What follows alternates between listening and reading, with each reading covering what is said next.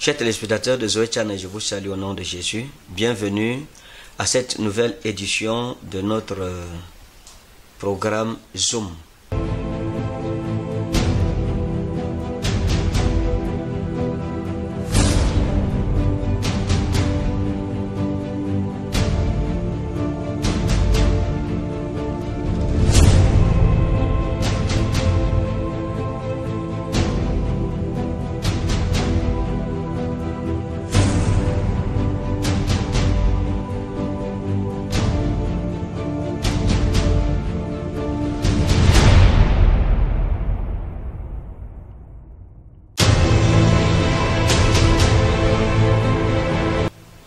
Aujourd'hui, je voudrais parler sur comprendre la position de Jésus-Christ face au matériel ou alors au monde matériel.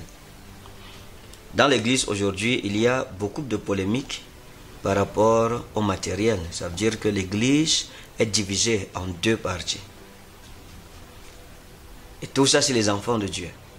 Certains pensent que le bien matériel est éphémère, on n'en a pas besoin.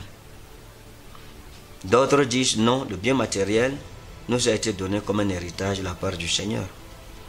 Certains pensent que nous avons un seul héritage, la vie éternelle, et donc les biens du monde, nous devrions renoncer. Et d'autres se disent non, Jésus nous a donné la bénédiction de la terre et la bénédiction du ciel en même temps. Donc l'Église est profondément divisée par rapport à cela. Et je crois que le problème de la division dont souffre l'Église aujourd'hui est dû au simple fait de l'interprétation de la Bible. Et ça, c'est dans le monde pentecôtiste. Parce qu'en réalité, dans l'Église dite pentecôtiste, il n'y a point une loi qui régisse la liturgie ou la théologie ou l'interprétation des textes saints et bibliques. À partir de ce moment, chacun doit se remettre au Saint-Esprit. Et dans ce désir ou cette quête de se remettre au Saint-Esprit, naît la multiplicité d'interprétations parce que la fiabilité même du Saint-Esprit est remise en question en ce moment parce que on ne sait pas si celui qui se remet au Saint-Esprit s'est vraiment remis au Saint-Esprit. Si c'est au Saint-Esprit qu'il s'est remis. Donc le problème demeure et il est sérieux. Beaucoup de versets bibliques dans l'Ancien Testament comme dans le Nouveau Testament nous ont parlé de la terre comme héritage pour le juste. Je pense que Jésus a dit heureux les débonnaires car ils hériteront la terre. Voyez, à partir de ce moment, c'est une problématique. Qu'est-ce que Jésus voulait dire? Quelle est donc la position du Seigneur Jésus-Christ par rapport au matériel? Le chrétien doit-il être riche? Doit-il prier que Dieu le bénisse? Doit-il rechercher le matériel? Doit-il chercher à acheter une voiture, à construire une maison, etc. L'apôtre Paul a dit, ce n'est pas aux enfants de laisser un héritage à leurs parents, mais c'est aux parents de laisser un héritage à leurs enfants. À partir de ce moment, la question qu'on doit se poser, de quel héritage s'agit-il? Le Seigneur Jésus-Christ a dit une chose troublante dans le livre de Marc, chapitre 10, le verset 29 et 30.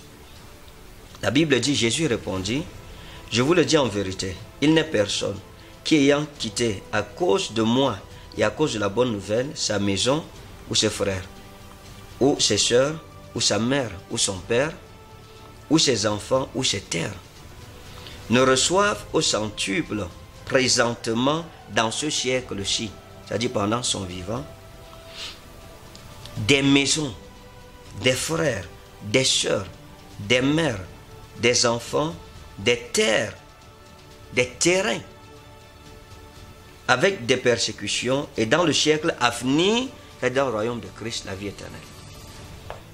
Donc en réalité, lorsque nous lisons dans ce passage, Jésus-Christ donne deux promesses. La première promesse est terrestre, et la seconde est éternelle, c'est-à-dire spirituelle, à savoir la vie éternelle. Donc Jésus-Christ parle des maisons.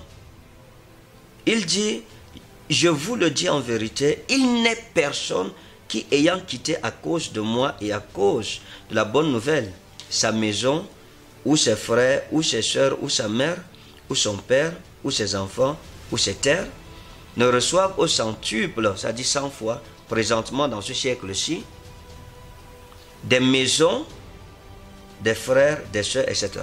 Donc ce qui m'intéresse, c'est des maisons. Cette personne reçoit ces maisons de qui? Je crois de Christ, qui bénit. La Bible dit, c'est la bénédiction de l'Éternel qui enrichit, elle n'est suivie d'aucun chagrin. Et la Bible continuera, Jésus continuera son propos en disant, des terrains. Il dit des sœurs, des mères, des enfants et des terrains avec des persécutions. Ça c'est dans le siècle présent. Parce que dans le passage, Jésus parle de 2 siècles. Le siècle présent et le siècle à venir. Et il dit, et dans le siècle à venir, la vie éternelle. Donc la vie éternelle nous est accordée dans le siècle à venir, ça veut dire dans le règne de Dieu. Tandis que pendant notre pèlerinage sur la terre, Jésus nous promet des terrains et promet des maisons. Je pense que le passage de la Bible qui pose problème aujourd'hui dans l'Église, c'est celui de Matthieu 10, 33, je pense, où Jésus dit qu'il ne faut pas rechercher premièrement les richesses de la terre, mais le royaume de Dieu. Mais revenons un peu dans ce passage. Mais nous prendrons Luc chapitre 12, du verset 30 à 34. Partageons un peu la réflexion de l'enseignement de Jésus-Christ pour voir en réalité de quoi il s'agit. Qu'est-ce que Jésus voulait nous dire? La Bible dit, je vais lire dans le texte grec, dans le souci de partager et de mieux comprendre. Tauta gar, ces choses en vérité. Panta et ne tout cosmo epizetouchine. Ces choses en vérité, toutes les nations, pantata etne, toutes les nations, tout cosmo de la terre, epizetouchine, court après elle, parlant des choses matérielles, des richesses matérielles. Il dit toutes ces choses, tautagar, toutes ces choses en vérité, pantata etne, toutes les nations, tout cosmo de la terre, epizetouchine, les recherches. Et il dit ceci, Humon, deho pater oiden, oti cresete touton. Mais à vous, Humon, deho pater oiden, oti et cresete touton. Votre Père sait que vous en avez besoin. Besoin de quoi? De ces choses matérielles. Que toutes les nations de la terre cherchent. Pantata etne. Que toutes les nations de la terre cherchent. Ce qui est marquant dans ce passage, c'est que Jésus dit quelque chose qui est touchant. Il dit, Humon, à vous, Deo Pater, Oiden, votre Père sait, Oti Cresete Touton, que vous avez besoin de ces choses.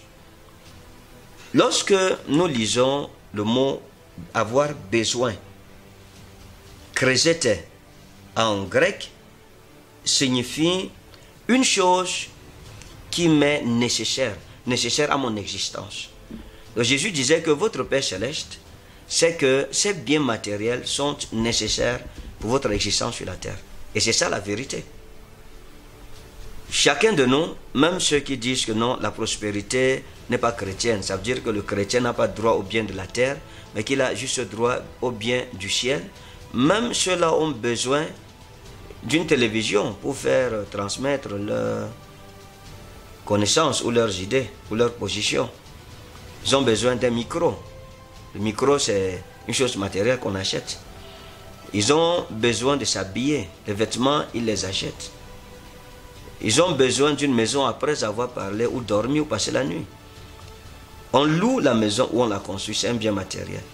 Ces gens ont aussi besoin d'un lit dans lequel dormir. C'est un bien matériel. Ces gens ont besoin d'une télévision ou suivre les informations, ou bien ont besoin même de leur propre chaîne de télévision ou transmettre leurs connaissances et leur expérience ou leur position. C'est des biens matériels. Ces personnes ont besoin d'inscrire leurs enfants à l'école, c'est des biens matériels. C'est de ça que Jésus parlait.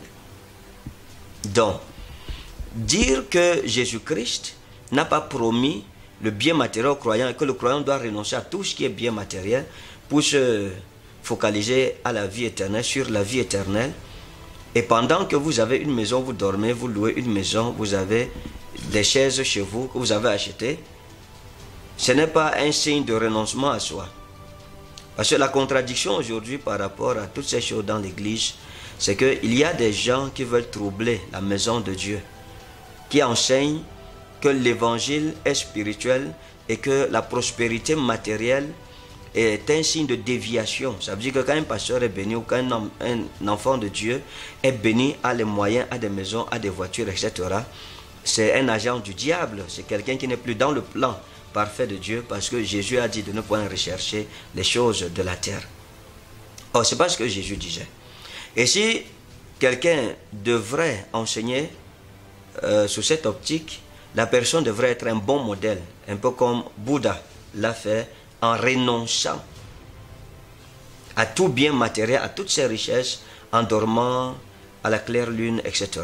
Donc, mais si vous enseignez de telles choses, une telle doctrine, mais que vous avez une maison, vous vous vêtez bien, vous avez un salon chez vous, vous avez une télévision chez vous, vous avez parfois même une chaîne de télévision, etc. Vous avez une voiture, ça pose un problème réel.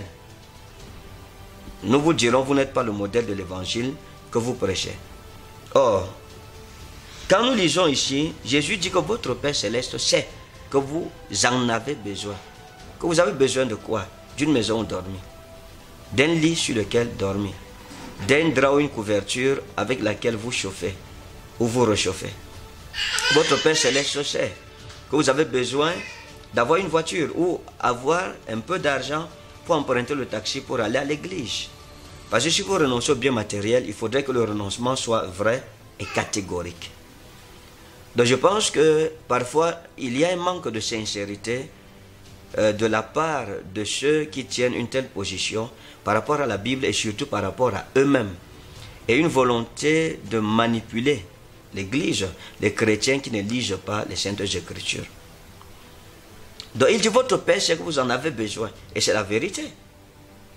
Vous ne pouvez pas servir Dieu avec bonheur lorsque vous n'avez pas de quoi envoyer vos enfants à l'école, par exemple. Ou lorsque vous et votre famille, vous n'avez pas un toit où vous reposez, etc. Donc, Jésus-Christ l'a promis, et c'est une promesse qui appartient à tous ceux qui croient en son nom.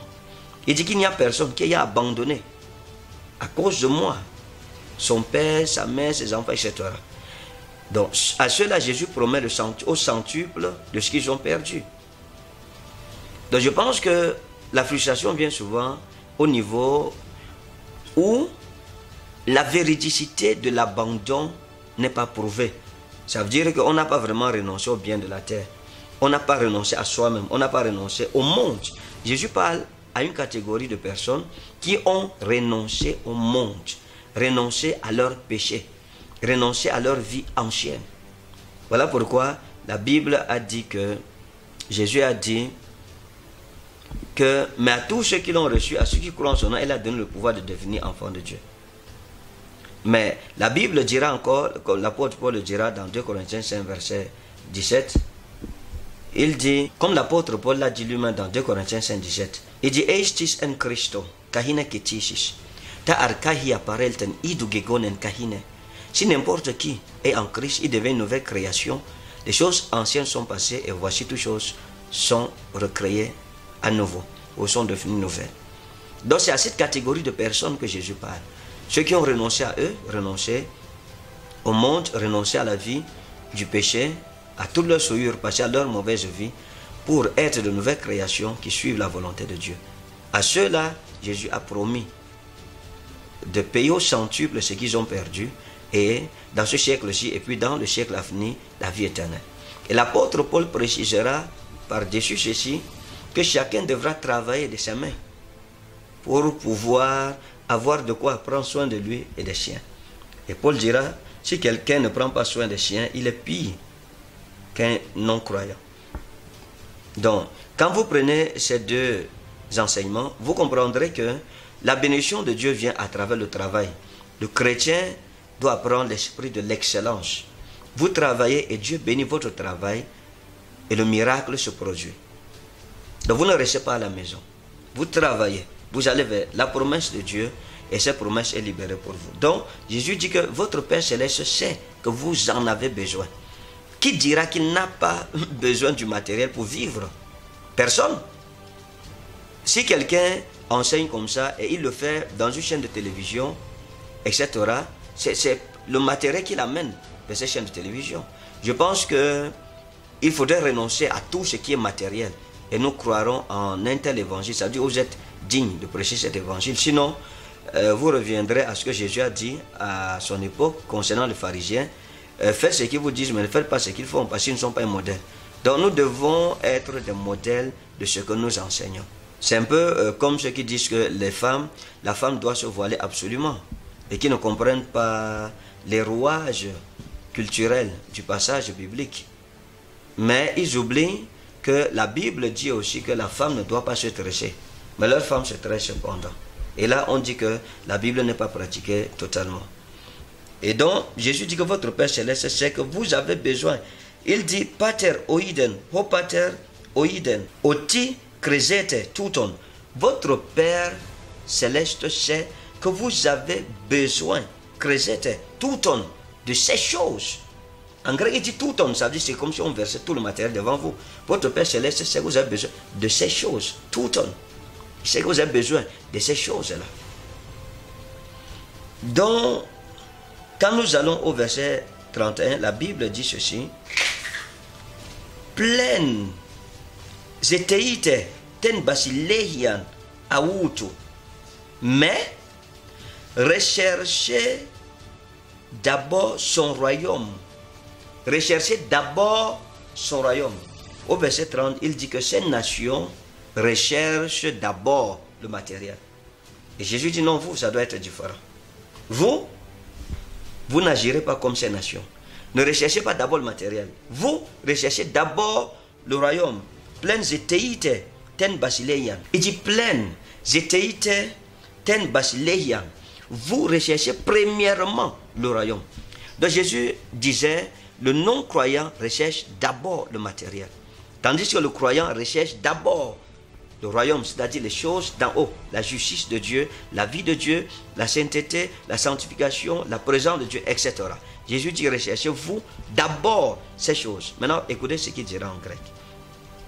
Il dit, kai tauta, tauta, et ces choses. En grec, quand on dit tauta, c'est un peu comme si on versait toutes ces choses devant vous.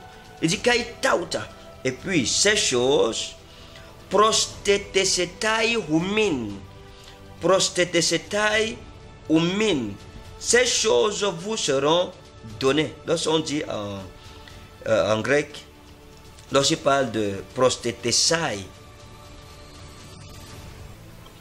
prostetesetai, en grec, ce mot vient de prostitemi. Prostitemi qui est divisé en deux substances, pros et titemi. Ce qui signifie donner de façon additionnelle, c'est-à-dire ajouter à côté d'eux. Ou bien une chose annexe à une autre. C'est-à-dire que vous recherchez une chose, quand vous la trouvez, il y a une chose annexe qu'on vous donne. C'est-à-dire on donne une chose additionnelle à celle que vous avez cherchée. Donc, le grec dit simplement que recherche le royaume de Dieu. Quand tu trouveras le royaume de Dieu, tu auras aussi trouvé la bénédiction d'en bas. Si tu as la bénédiction d'en haut, tu auras la bénédiction d'en bas, c'est automatique. Celui qui trouve le royaume de Dieu, celui qui recherche la volonté de Dieu et la trouve, Dieu le bénira avec les choses matérielles, les choses d'en bas et les choses d'en haut. Donc, prostetesetai veut dire ajouter ou augmenter. Donc, voilà un peu ce que le Seigneur Jésus-Christ enseigne à l'Église aujourd'hui. Nous ne devons pas, comme les païens, rechercher d'abord le matériel, vivre pour le matériel. Le matériel ne doit pas être notre Dieu, nous avons pour Dieu Jésus-Christ. Si vous le trouvez comme Dieu, il vous bénira. Voilà pourquoi la Bible dit, c'est la bénédiction de l'Éternel qui a enrichi, elle n'est suivie d'aucun chagrin. Celui qui trouve Dieu sera heureux dans sa vie. Et cette bénédiction matérielle n'est pas seulement dans le bien matériel, l'argent, etc. Aussi dans les longs jours, dans la sagesse, dans la protection divine, dans la victoire dans vos combats de tous les jours, etc., etc., etc. Et la Bible continuera, Jésus continuera son propos en disant, mais phobos, n'ayez pas peur, to nikron, poimion, petit troupeau. Hoti eudokeshen ho pater humon. Dunai humin ten basilehian. Votre père a trouvé bon de vous donner le royaume. Il a plu à votre père de vous donner le royaume. Votre père a trouvé plaisir. Eudocation a trouvé plaisir, trouve sa joie à vous donner le royaume. Et la Bible continuera en disant, polesate ta ou par compte humon.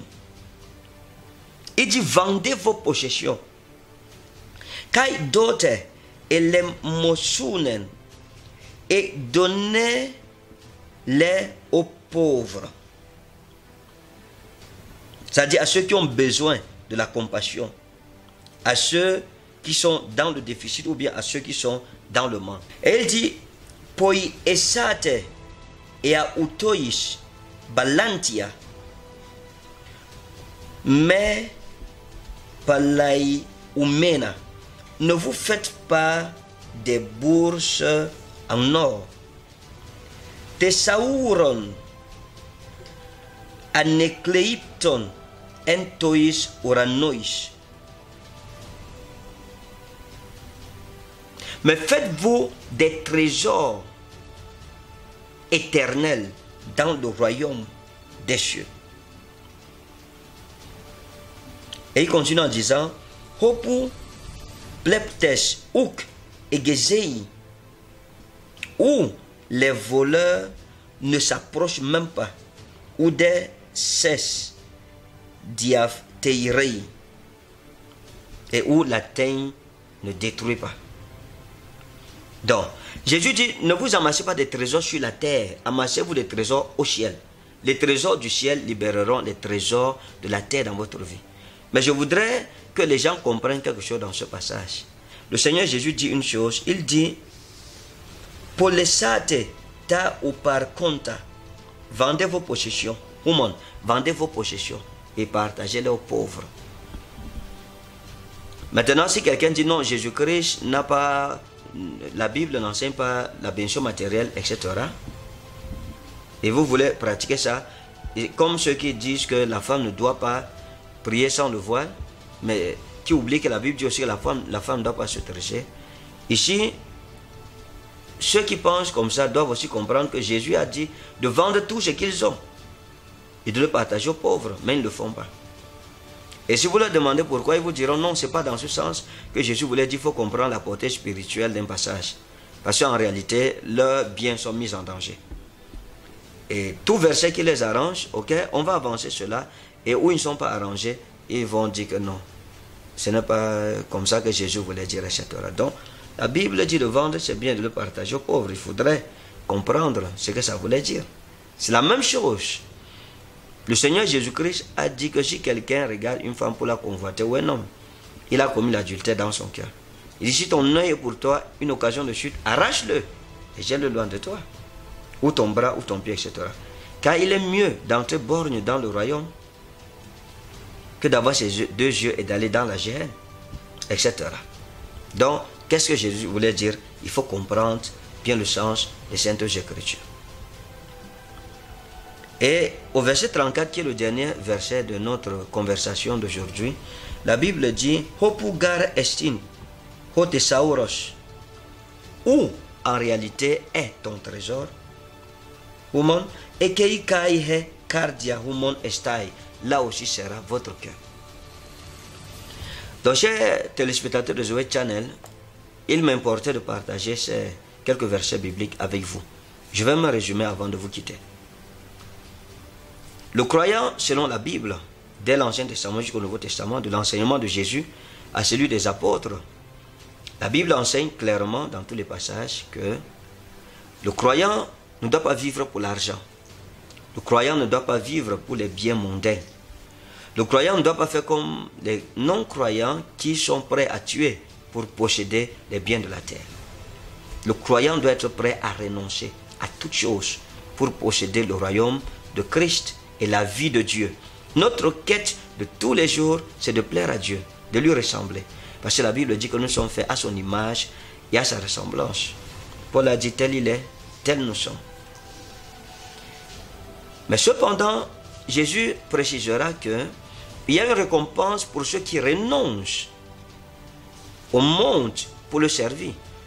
Jésus ne les oubliera pas sur la terre d'ici-bas et dans la vie éternelle. Voilà pourquoi Jésus parle du siècle présent, c'est-à-dire la vie de maintenant, le temps de notre pèlerinage sur la terre, et du siècle à venir, c'est-à-dire dans l'au-delà, dans la vie éternelle, lorsque nous serons dans la nouvelle Jérusalem avec le Seigneur Jésus-Christ. Et l'apôtre Paul explique que chaque croyant doit travailler de ses propres mains. L'apôtre Paul exhortera l'Église en ces termes, 1 Corinthiens 4, verset 12. Nous nous fatiguons à travailler de nos propres mains, injuriés, nous bénissons, persécutés, nous supportons. La valeur du travail pour être béni, matériellement, financièrement, etc. Et dans 1 Corinthiens 9, 6, la Bible dit, ou bien, est-ce que moi seul et Barnabas, nous n'avons pas le droit de ne point travailler? L'apôtre Paul revendique le droit au travail. Dans 1 Thessaloniciens 4, verset 11, il dit, et à mettre votre honneur à vivre tranquille, à vous occuper de vos propres affaires et à travailler de vos mains comme nous vous l'avons recommandé. L'Église ne doit pas prier pour être bénie seulement. Nous prions, mais nous devons travailler. Quelqu'un qui cherche le travail ne va pas rester à la maison et prier. C'est un demande le travail sans poser des demandes. Ou bien, vous ne pouvez pas dire à Dieu, Seigneur, bénis l'avenir de mes enfants sans au moins faire une perspective cavalière de cet avenir en les inscrivant à l'école pour qu'ils aient un bon niveau qui leur facilitera l'emploi.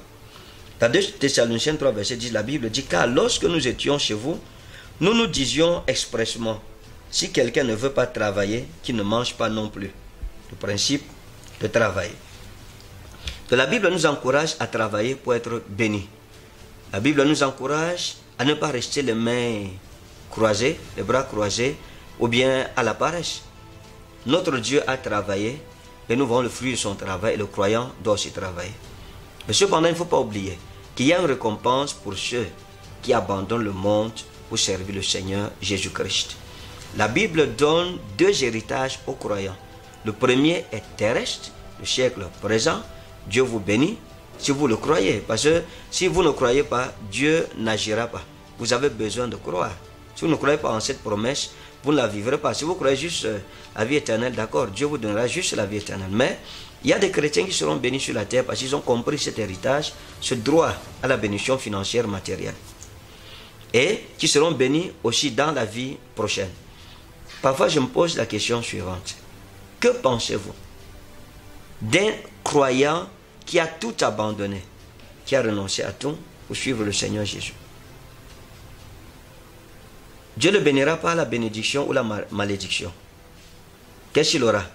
La prospérité ou l'échec, le blocage, le souci, etc. dans sa vie? Non, c'est la bénédiction de l'Éternel qui enrichit. Et la Bible dira même dans Somme chapitre 1, heureux l'homme qui ne marche pas selon le conseil des méchants, qui ne s'assied point en compagnie des moqueurs et qui ne s'arrête point sur la voie des pécheurs, mais qui trouve son plaisir dans la loi de l'Éternel et qui la médite jour et nuit. La Bible dit que pour un tel homme ou une telle femme, il est comme un arbre planté au bord d'un fleuve qui porte son fruit en sa saison et dont le feuillage ne flétrit point. Et la Bible dit, met 2 points dans Somme 1, il dit, tout ce qu'il fait lui réussit. Donc le secret du succès, le secret de la prospérité est dans l'obéissance à la voix de Dieu, à trouver son plaisir en Jésus-Christ.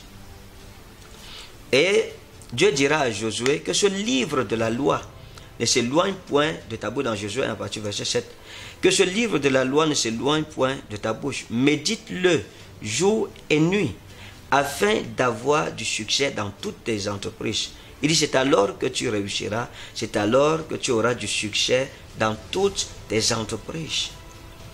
Donc, vous verrez que la bénédiction est liée à l'obéissance à la parole de Dieu, à la voix de Dieu. La bénédiction d'un croyant est liée et conditionnée à son obéissance par rapport à la parole de Dieu ou à la désobéissance par rapport à la parole de Dieu. J'aimerais finir avec ce passage de la Bible dans Deutéronome 28 qui est une très belle illustration. La Bible dit dans ce passage, « Si tu obéis à la voix de l'Éternel ton Dieu en observant et en mettant en pratique tous ces commandements que je te prescris aujourd'hui, l'Éternel ton Dieu te donnera la supériorité sur toutes les nations de la terre.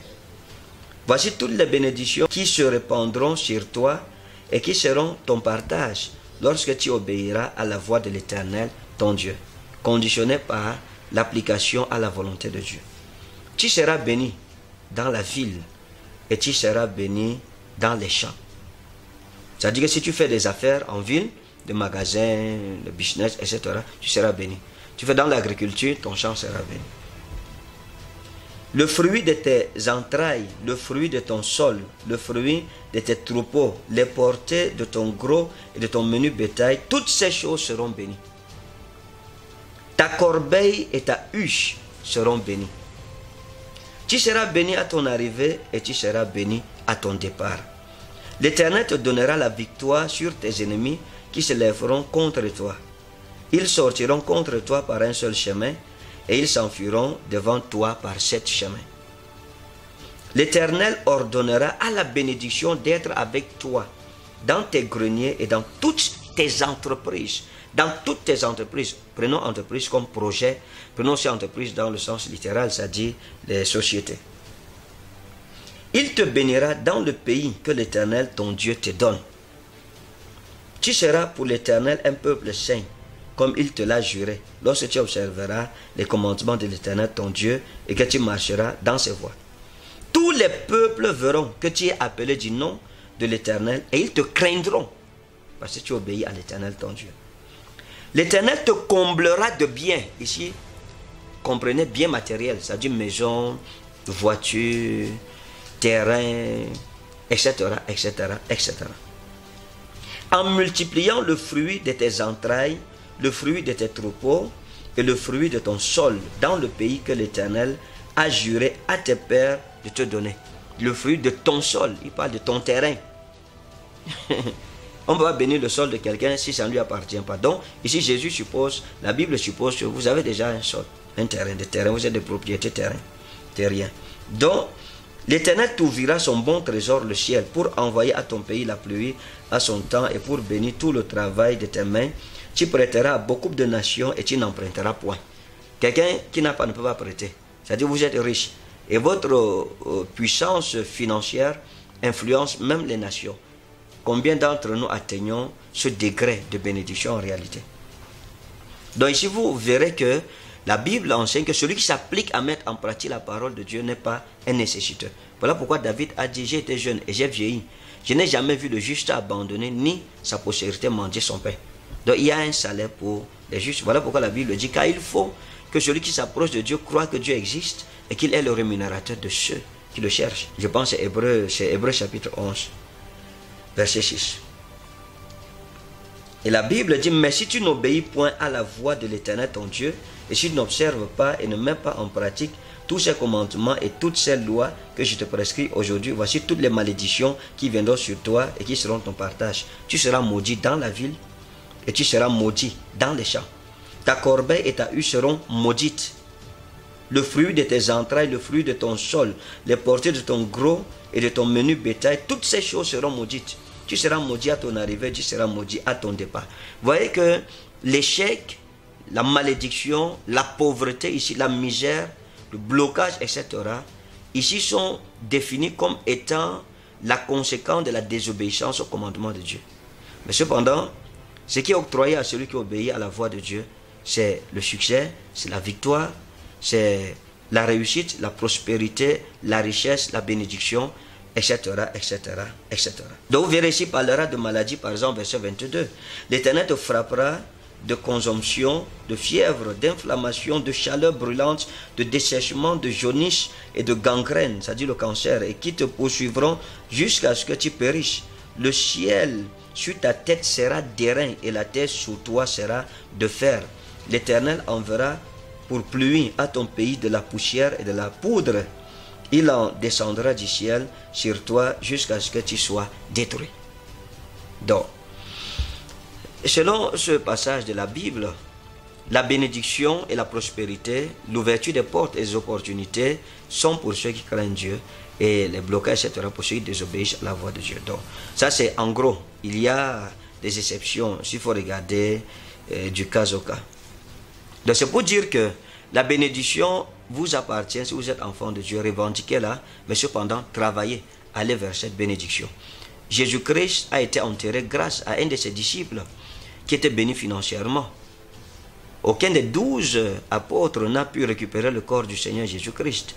Mais c'est Joseph d'Arimathée qui était un homme influent à cause de ses grandes richesses qui a pu récupérer le corps de Jésus-Christ et qui a donné une sépulture digne de ce nom à notre Sauveur et Seigneur personnel.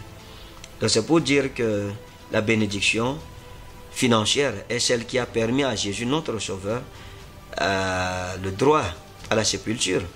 À partir de ce moment, si Joseph d'Arimathée n'avait pas été là, qui aurait donné un sépulcre neuf à Jésus? La prophétie disait qu'il sera enterré dans un sépulcre neuf. Mais pour que cette prophétie s'accomplisse, il a fallu qu'elle s'appuyât sur quelqu'un que Dieu avait béni parce qu'il obéissait au Seigneur et qu'il honorait sa parole. Chers téléspectateurs de Zoé Channel, je prie que Dieu vous bénisse, qu'il vous ouvre les portes des opportunités, que sa grâce soit sur vous. Dieu peut vous bénir, il peut changer votre histoire, il peut transformer votre situation. Et la Bible dit que la sagesse du pauvre même est méprisée. Que Dieu vous bénisse et retrouvons-nous dans une prochaine édition de notre émission Zoom. Shalom.